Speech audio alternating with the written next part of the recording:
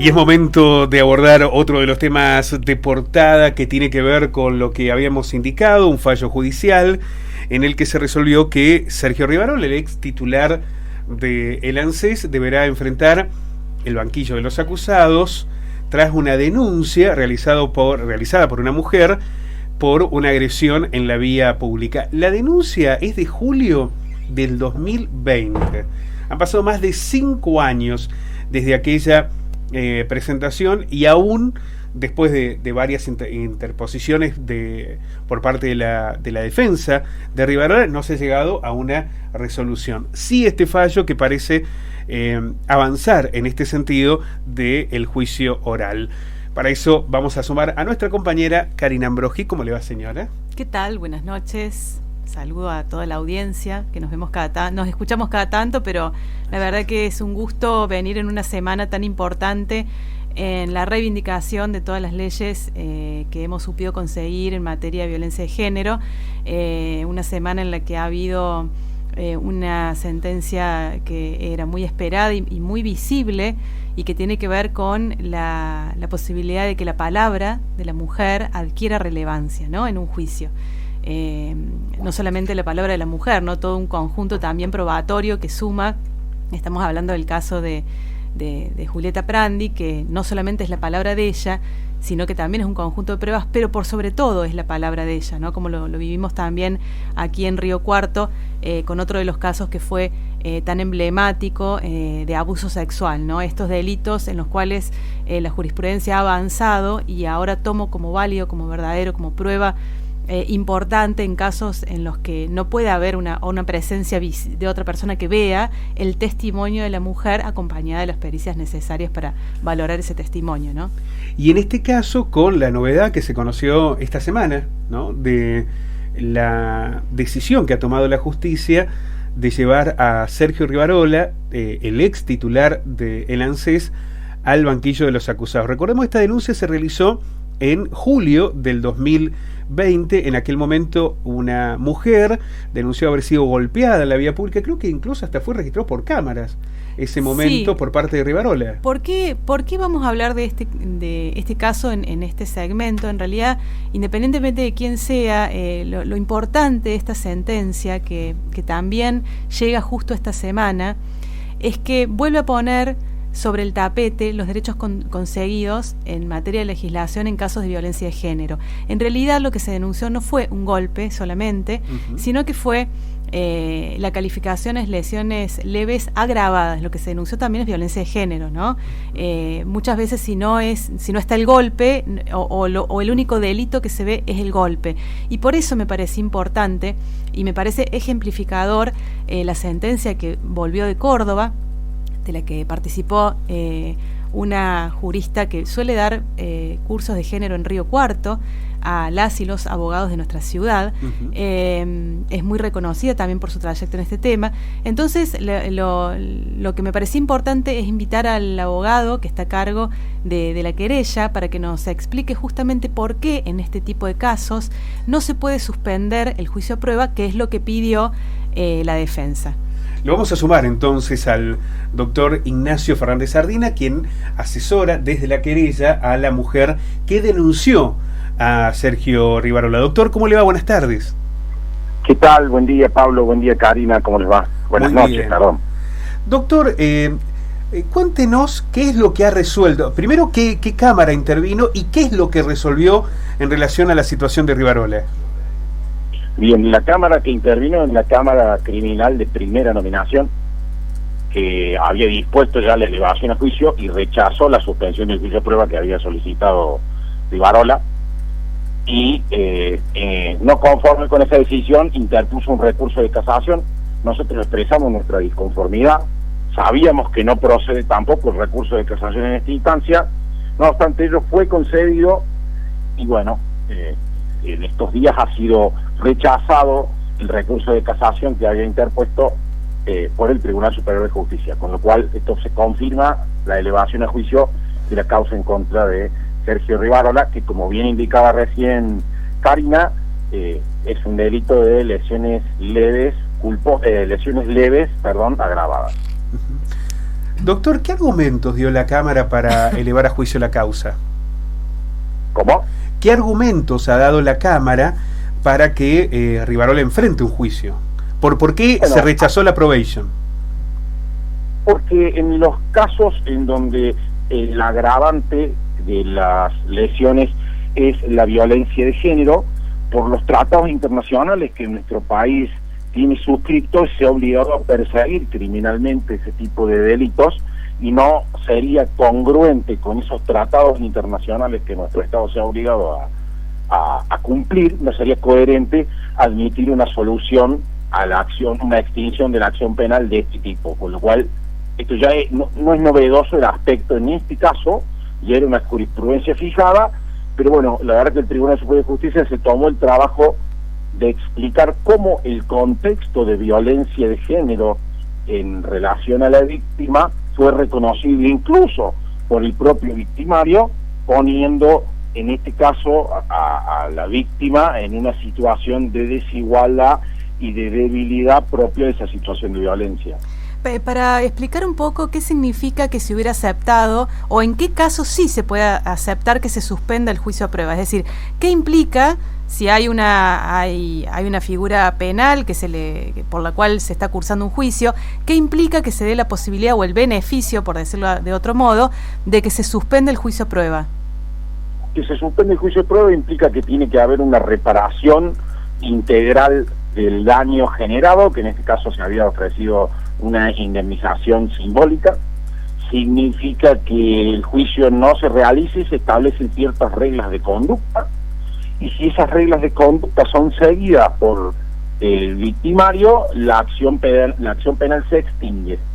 Exactamente. Es decir, el juicio no se realiza. Lo importante acá de señalar es que lo que se había ofrecido no era reconocer que efectivamente había ejercido violencia de género, sino que lo que se ofrecía era no decir si lo hizo o no lo hizo, simplemente ofrecer una suma de dinero y que el juicio se cerrara.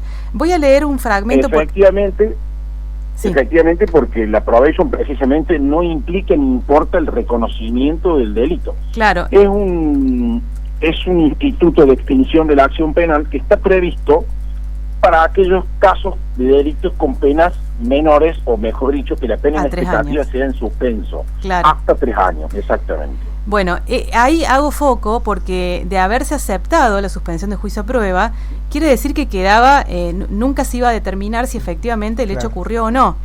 Y voy a leer un fragmento de la sentencia que me pareció muy valioso y que explica por qué en casos de violencia de género no se puede recurrir a este beneficio. Y dice, por estas razones que las explica previamente, es que se concluye que en ciertos delitos la introducción de figuras conciliatorias encubre el verdadero desprecio por los derechos fundamentales de la víctima y la consagración de la impunidad de sus autores. Es decir, esto permite que quede impune el autor y por lo tanto desprecian el derecho fundamental y humano, que vivir una vida libre de violencia es un derecho humano fundamental, ¿no? La eventual concesión del beneficio en ciertos ilícitos solo va a ser posible cuando sea evidente que las conductas atribuidas no revelan alguna situación de violencia de género frente a las cuales el Estado ha asumido el compromiso de erradicar, ¿no? O sea, el Estado tiene el compromiso por los tratados internacionales que firmó y además por las leyes nacionales como la Convención de Belén do Pará o la CEDAW, justamente de sancionar estas conductas para erradicarlas. Y por eso toda esta jurisprudencia nueva que se sancionó y que se aplica desde hace algunos años, que a veces, como en este caso, parece como que hay que refrescar, ¿no? Porque o por desconocimiento o voluntariamente todavía hay en algunos casos se sigue pidiendo, cuando señalaba Sardina que esto no es una novedad, ¿no? Ya se sabe que en este caso, cuando existe violencia de género, esta posibilidad o este beneficio no se podría solicitar. Doctor, ¿qué es lo que solicitó la denunciante? ¿Qué es lo que le pide a usted en este reclamo judicial? ¿O lo que ella reclama ante la justicia? Una de las cosas que siempre nos pareció, o le pareció mejor dicho a ella, más importante, y yo creo que coincidió, es empezar por lo pronto por reconocer el hecho y pedir disculpas. Eso siempre nos pareció algo elemental. Y estoy seguro que en el marco de este juicio que se lleve adelante, eso va a tener que ocurrir.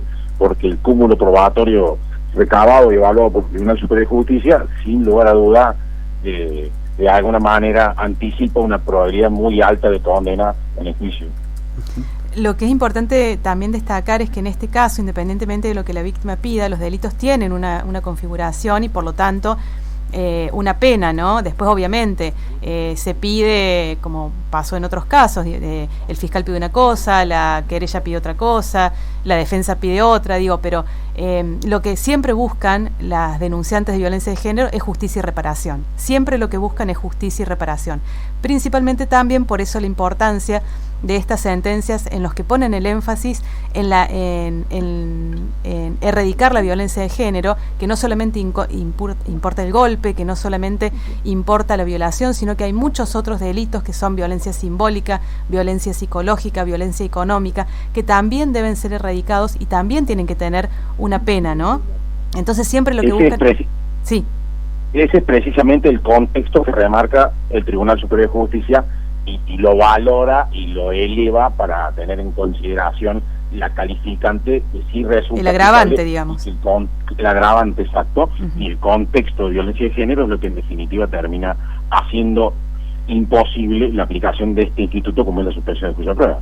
Doctor, ¿qué evaluación realiza sobre los modos en los que la justicia aborda los elementos probatorios que acompañan los casos de violencia de género? Porque esta semana se ha puntualizado sobre la denuncia de una actriz que mientras estaba casada con el abusador sufrió esas situaciones de abuso, de violación.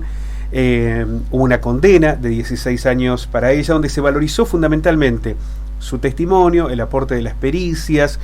Es fundamental, más allá de los elementos probatorios que están en esta causa, digo la de Rivarola, que se le escuche a la víctima. Absolutamente, y paradójicamente en esta causa puntual terminó siendo también concluyente incluso la pericia psicológica realizada sobre la persona del imputado.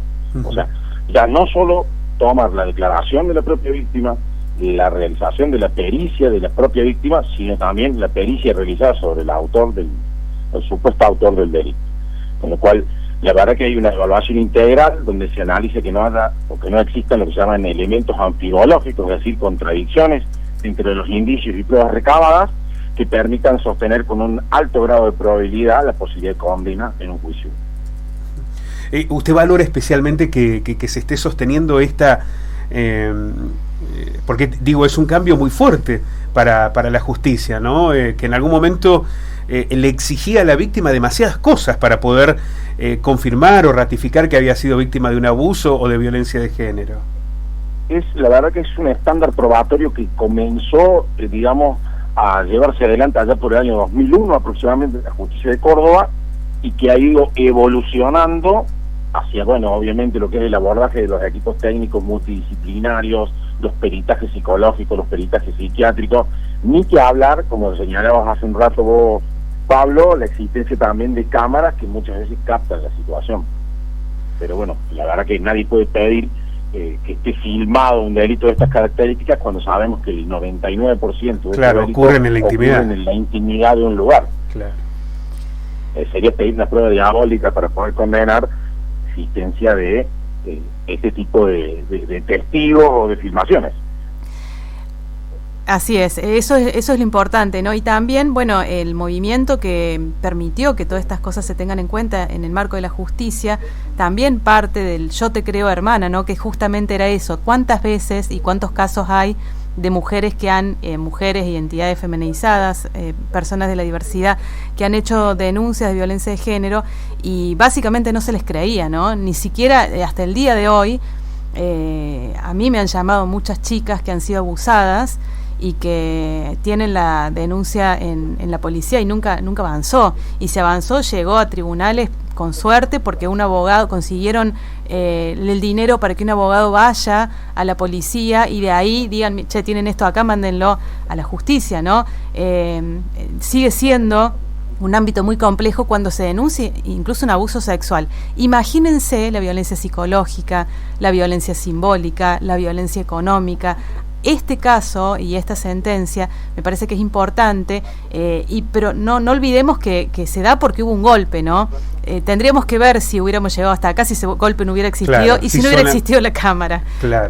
Por supuesto que hay que tener en cuenta que, por suerte, para estas sentencias tienen en cuenta todo lo demás, el otro contexto que no se vio en una Cámara y que justamente se desprende de testimonios de la propia denunciante y de otras personas, ¿no?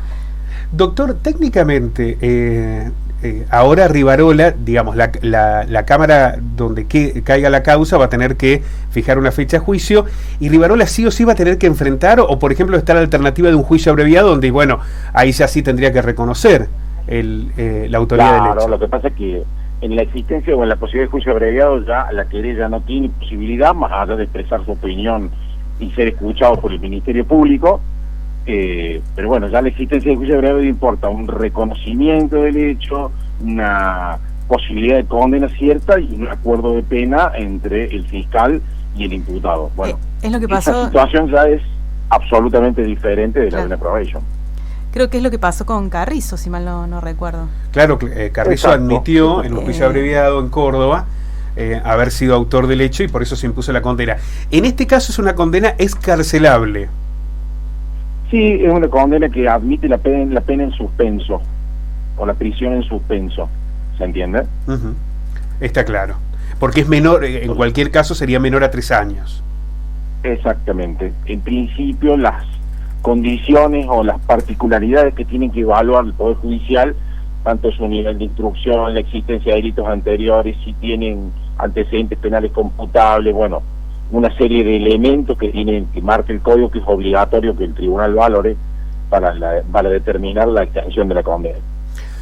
Doctor, queremos agradecerle muchísimo este contacto y vamos a estar al aguardo de lo que se defina, ¿no?, como inicio de la fecha de juicio, en este caso al exfuncionario de ANSES. Muchísimas gracias.